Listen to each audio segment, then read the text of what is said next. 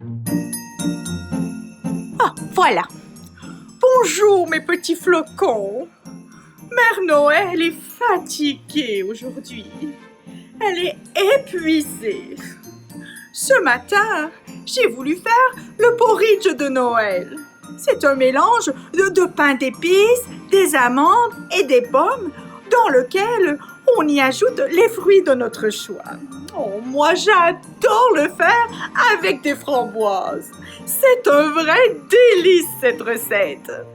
En fait, cela aurait été un délice si Lutin Farceur n'était pas venu dans ma cuisine pour y faire une bataille de boules de framboises, barbe de porc-épic, il y en avait partout, même dans mon sac de farine, barbe de porc-épic, dans le lait, dans le sucre.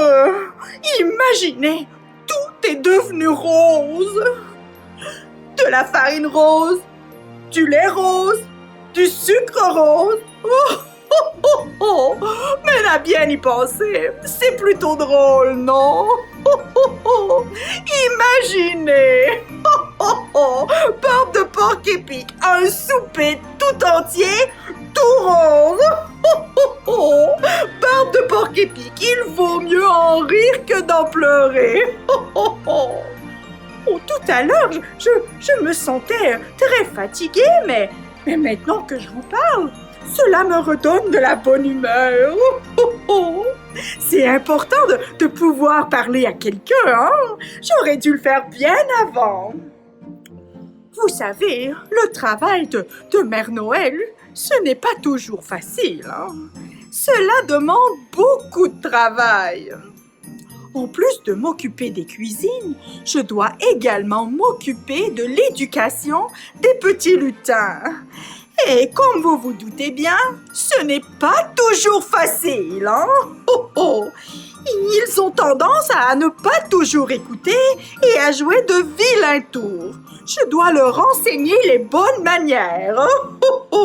Barbe de porc-épic, je ne voudrais pas que, lorsqu'ils se font attraper dans les pièges à lutins du Canada, qu'ils fassent des mauvais coups à tout le monde, hein?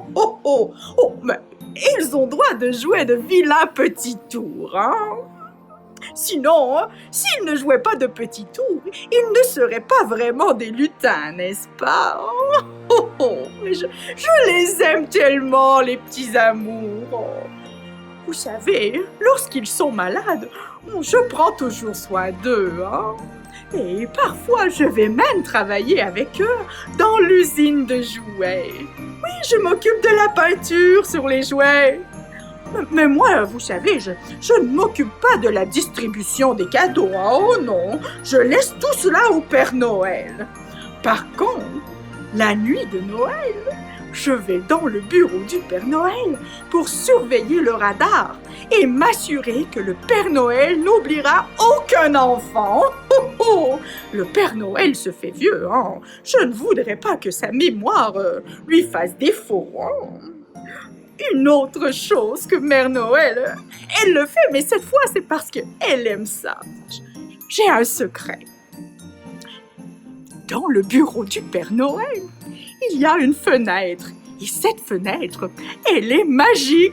Oh, mais si, barbe de porc-épic, tellement magique que la nuit de Noël, je peux voir les enfants lorsqu'ils déballent le cadeau que le Père Noël leur a apporté.